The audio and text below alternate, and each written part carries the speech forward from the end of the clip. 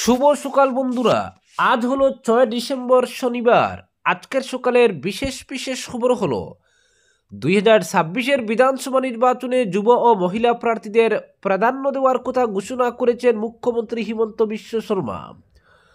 উমারাংশুতে শুক্রবার আন্তর্জাতিক মানের অত্যাধুনিক ক্রিকেট স্টেডিয়ামের উদ্বোধন করার পর উপস্থিত সাংবাদিকদের সঙ্গে বার্তালাপে একথা ঘোষণা করে মুখ্যমন্ত্রী বলেন, গত বিধানসভা নির্বাচনে আসাম গণপরিষদের সঙ্গে যেভাবে মিত্রজোট গঠন করে বিজেপি প্রতিদ্বন্দ্বিতা করেছিল, একইভাবে আসন্ন বিধানসভা নির্বাচনেও অসম গণপরিষদের সঙ্গে মিত্রতা করে নির্বাচনে অবতীর্ণ হবে বিজেপি।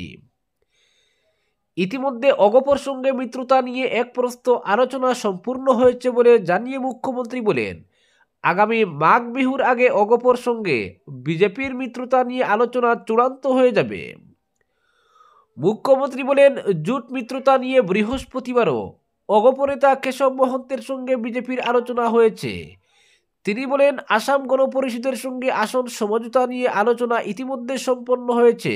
কিছু আসনে বিজেপি অগপর সঙ্গে বন্ধুত্বমূলক প্রতিদ্বন্দ্বিতা করবে, তবে 15 জানুয়ারির মধ্যে সবকিছু চূড়ান্ত হয়ে যাবে বলে জানিয়ে মুখ্যমন্ত্রী 2026 সালের বিধানসভা নির্বাচনে যুব ও মহিলা প্রার্থীদের বেশি প্রাধান্য দেওয়া হবে বলে ঘোষণা করেছেন।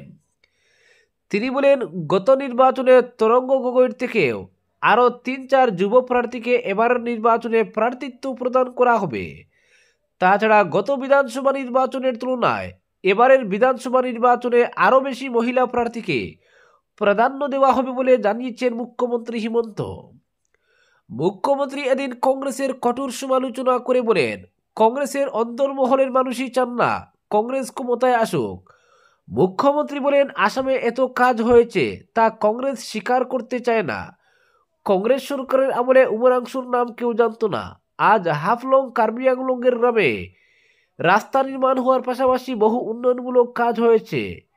এক সময় এই জেলাগুলিতে আন্দোলন হতো, পুলিশ মিলিটারি শাসন ছিল। আজ শান্তি ফিরে আসায় এই জেলাগুলিতে অভাবনীয় পরিবর্তন এসেছে বলে মন্তব্য করে আসাম প্রদেশ কংগ্রেস সভাপতি তথা লোকসভায় বিরোধী উপদল নেতা গৌরব গগৈকে আরও একবার পাকিস্তানের এজেন্ট বলে কটাক্ষ করেছেন হিমন্ত বিশ্ব শর্মা। তিনি বলেন, লন্ডন থেকে বৃন্দাবনী বস্ত্র ফিরিয়ে আনা নিয়ে সমালোচনা করে মহাপুরুষ শ্রীমন্ত শঙ্করদেবকে অসম্মান করার পাশাপাশি বৃন্দাবনী বস্ত্রের অসম্মান করেছেন গৌরব গগৈ। ফলে আসাম প্রদেশ কংগ্রেস সভাপতি আবারও প্রমাণ করেছেন কেন তিনি একজন পাক এজেন্ট এবং আসাম বিরোধী এজেন্টার বাহক। মুখ্যমন্ত্রী বলেন, অতি সম্প্রতি আসামের কংগ্রেস নেতৃবৃন্দের সঙ্গে বৈঠক করেছেন রাহুল গান্ধী। এর খবর আমি পেয়েছি। কে আমাকে এসব খবর দেন তা খুঁজে বের করতে কংগ্রেস নেতারা একটি জুম মিটিং করেছেন, সেই বৈঠকের খবরও পেয়েছি আমি। জুবিন গর্গের মৃত্যুর তদন্ত সম্পর্কে বলতে গিয়ে মুখ্যমন্ত্রী বলেন, জুবিন গর্গের মৃত্যুর তদন্তের কাজ প্রায় গুটিয়ে এনেছে এসআইটি জুবিন গর্গের মৃত্যুর তদন্তের ৩,৫০০ পৃষ্ঠার চার্জশিট প্রস্তুত করেছে। আগামী এক সপ্তাহের মধ্যে এসআইটি জুবিন গর্গের মৃত্যুর তদন্তের চার্জশিট আদালতে দাখিল করবে জানিয়েছেন মুখ্যমন্ত্রী। তিনি বলেন, 18 ডিসেম্বরের মধ্যে আদালতে এসআইটিকে চার্জশিট দাখিল করতে হবে।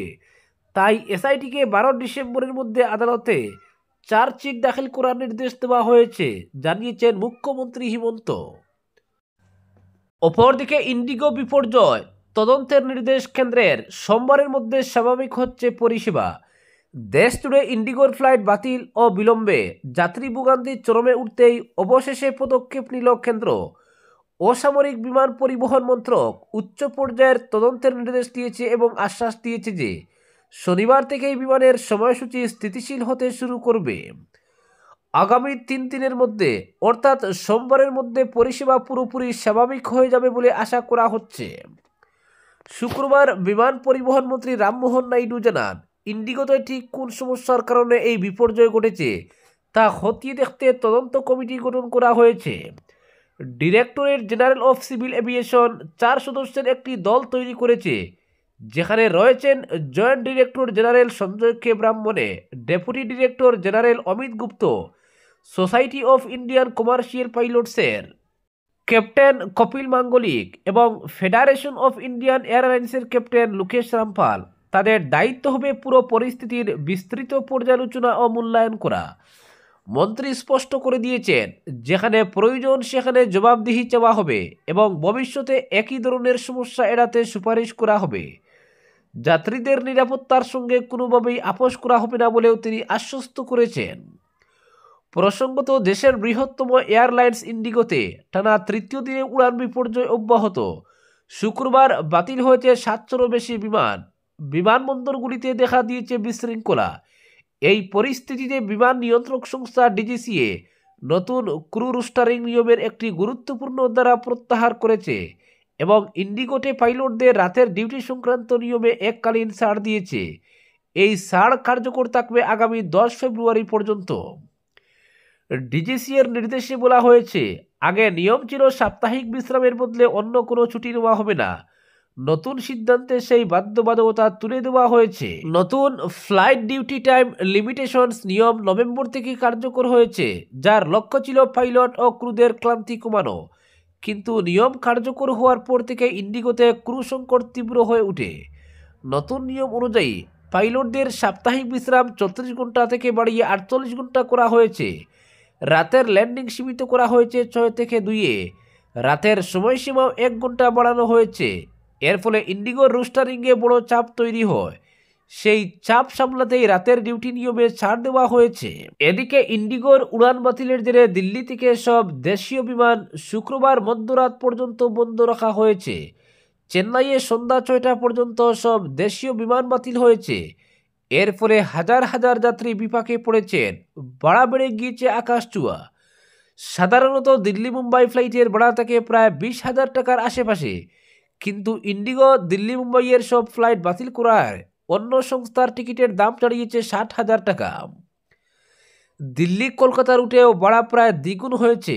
ইন্ডিগোর ফ্লাইট বাতিল হওয়ায় কেবল স্পাইস জেটের একটি বিমানের টিকিট পাওয়া যাচ্ছে, যার দাম 38,700 টাকা। অন্য রুটেও একই অবস্থা। মুম্বাই চেন্নাই ফ্লাইটের ভাড়া গিয়ে দাঁড়িয়েছে 60,000 টাকা। এক সপ্তাহ পরে যাত্রা করলে দাম কিছুটা কমে 45,000 টাকা হতে পারে। মুম্বাই শ্রীনগর রুটে সাধারণত ভাড়া থাকে 10,000 টাকার আশেপাশে, কিন্তু এখন তা বেড়ে হয়েছে 62,000 টাকা। রিটার্ন টিকিট সহ ভাড়া ছাড়িয়েছে 92,000 টাকা। এই পরিস্থিতি নিয়ে কেন্দ্র সরকারকে তীব্র আক্রমণ করেছেন কংগ্রেস নেতা রাহুল গান্ধী। তার বক্তব্য, সাধারণ মানুষকেই খেসারত দিতে হচ্ছে। ইন্ডিগোর বিপর্যয় প্রমাণ করে দিল সরকারের মনোপলি মডেল কতটা ক্ষতিকর। তিনি দাবি করেন, বিমান পরিষেবা হোক বা অন্য ক্ষেত্র, ভারতীয় অর্থনীতিকে এগিয়ে নিতে হলে ন্যায্য প্রতিযোগিতা ফিরিয়ে আনতে হবে। বিরোধীরা বিষয়টি সংসদে তুলতে চাইছে। রাজ্যসভায় রুল 180 অনুযায়ী নোটিশ দিয়েছেন শিবসেনা সাংসদ প্রিয়াঙ্কা চতুর্বেদী। অপরদিকে বদরপুর রেল কলোনিতে 10,000-এর বেশি লোককে বেঘর করতে চলেছে রেল বিভাগ। ইতিমধ্যে রেলের জমি খালি করতে ওয়ারলেস কলোনির বাসিন্দাদের নোটিশ দেওয়া হয়েছে। উচ্ছেদের নোটিশ পেয়ে আতঙ্কিত এলাকার বাসিন্দারা। এর ফলে হাজার হাজার লোক বেঘর হওয়ার চিন্তায় বিহ্বল। এই দুঃসময়ে তাদের একমাত্র ভরসা বিধায়ক কমলাক্ষ দেব পুরকায়স্থ। তিনি রাজ্যের মুখ্যমন্ত্রী ডক্টর হিমন্ত বিশ্ব শর্মার কাছে গোটা বিষয়টি তুলে ধরেন। এরপর মুখ্যমন্ত্রী বিষয়টি খতিয়ে দেখে রিপোর্ট দিতে নির্দেশ দেন জেলা আয়ুক্তকে। বিধায়ক কমলাক্ষ উচ্ছেদ আতঙ্কে থাকা কিছু সংখ্যক জনগণকে নিয়ে জেলা আয়ুক্তের সঙ্গে সাক্ষাৎ করেন। রেলওয়ে কর্তৃপক্ষের নোটিশের পরিপ্রেক্ষিতে উদ্ভূত পরিস্থিতি সম্পর্কে তাকে অবগত করান। একজন এডিসিকে ওই এলাকার সার্ভে করানোর অনুরোধ জানান। তখন জেলা আয়ুক্ত নিজে গিয়ে পরিস্থিতির খোঁজ নেবেন বলে জানান। পরবর্তীতে বাসিন্দাদের নিয়ে শ্রীভূমি সার্কিট হাউসে বিধায়ক কমলাক্ষ সংবাদ মাধ্যমকে বলেন, রেল বিভাগ নতুন করে এলাকায় কনস্ট্রাকশন করবে, এটা ভালো কথা, তবে বাসিন্দাদের পুনর্বাসনের ব্যবস্থা না করে উচ্ছেদের পরিকল্পনার তীব্র বিরোধিতা করেন তিনি। বলেন, প্রথমে পুনর্বাসন, এরপর হবে উচ্ছেদ। পুনর্বাসনের ব্যবস্থা না করে উচ্ছেদের পথে হাঁটলে পরিস্থিতি উত্তপ্ত হতে পারে বলে আশঙ্কা ব্যক্ত করেছেন তিনি। বিধায়ক বলেন, রেলের প্রচুর পরিত্যক্ত জায়গায় রয়েছে বদরপুরে, অনেক জায়গার দাগ পাট্টা নম্বর রয়েছে। বলেন, 1968 সালে বদরপুরকে শহরে উন্নীত করা হয়। এর আগে থেকে ওই এলাকায় বসবাস করছেন যারা, তাদের এভাবে নোটিশ ধরিয়ে দিয়ে উচ্ছেদ করা যাবে না। বাসিন্দাদের পুনর্বাসনের ব্যবস্থা করে দিতে হবে। অনেক জায়গা রেল স্টেশন থেকে 2-3 কিলোমিটার দূরে রয়েছে, যেখানে কোনো দিন রেল বিভাগ কিছু করবে না, করার দরকারও পড়বে না। ওইসব এলাকায় বাসিন্দাদের পুনর্বাসনের ব্যবস্থা করে দিতে তিনি রেল কর্তৃপক্ষের কাছে দাবি জানান। বদরপুর পৌরসভার ভাইস চেয়ারম্যান সহ অন্যদের সঙ্গে নিয়ে উত্তর করিমগঞ্জের বিধায়ক বলেন, আর ভিলেজের জায়গার কখনো পাট্টা দেওয়া যায় না, কিন্তু কাটিগুড়ার আর ভিলেজে পাট্টার ব্যবস্থা করে দিয়েছেন আসামের যশস্বী মুখ্যমন্ত্রী। ফলে বদরপুরের ক্ষেত্রেও সমস্যা হবে না। বর্তমানে কেন্দ্র ও রাজ্যে বিজেপি সরকার রয়েছে। মুখ্যমন্ত্রী বিষয়টি নিয়ে প্রয়োজনে রেলমন্ত্রীর সঙ্গে কথা বলবেন। জেলা আয়ুক্ত শীঘ্রই সংশ্লিষ্ট এলাকা পরিদর্শন করতে যাবেন, রেল কর্তৃপক্ষের সঙ্গে কথা বলবেন। বিধায়ক কমলাক্ষ বলেন, রেল বিভাগ তাদের প্রয়োজনে জায়গা ব্যবহার করবে, এটা স্বাভাবিক, আর এজন্য রেলওয়ে বিভাগকে তিনি সহযোগিতা করতে প্রস্তুত। তবে ওইসব মানুষের পুনর্বাসন প্রক্রিয়া সম্পন্ন করার পরেই চালাতে হবে উচ্ছেদ। পুনর্বাসন ব্যতি রেখে কোনো উচ্ছেদ মানা হবে না। অপরদিকে বিএসএফ জওয়ান রাজীব নুনিয়ার পরিবারের খোঁজ নিলেন মন্ত্রী কৌশিক। জম্মু কাশ্মীরে কর্তব্যরত অবস্থায় প্রাণ হারানো বিএসএফ জওয়ান রাজীব নুনিয়ার উদারবন্দের বাড়িতে এসে পরিবারের খোঁজ নিলেন মন্ত্রী কৌশিক রায়। শুক্রবার সন্ধ্যায় মন্ত্রী কৌশিক রায় উদারবন্দের বিধায়ক মিহিরকান্তি সোমকে সঙ্গে নিয়ে বিএসএফ জওয়ান রাজীব নুনিয়ার বাড়িতে এসে পরিবারের প্রতি সমবেদনা জানান। এদিন কাশ্মীরে কর্তব্যরত অবস্থায় প্রাণ হারানো রাজীব নুনিয়ার নামে রাস্তার নামকরণের জন্য স্থানীয়দের তরফে একটি স্মারকপত্র তুলে দেওয়া হয় মন্ত্রীর হাতে। উল্লেখ্য, চলতি বছরের 27 আগস্ট রাত 12:30টায় জম্মুর আখনুর ভারত পাকিস্তান সীমান্তে কর্তব্য পালনের সময় অবিরাম ঝড় ও বৃষ্টির কারণে বন্যা দেখা দেয়। প্রায় 15 ফুট উঁচু জল পাহাড় থেকে নেমে আসায় রাজীবের উপর তাদের ওয়াচ টাওয়ার ভেঙে পড়ে। তিনি তখন ওয়াচ টাওয়ারের নিচে ছিলেন।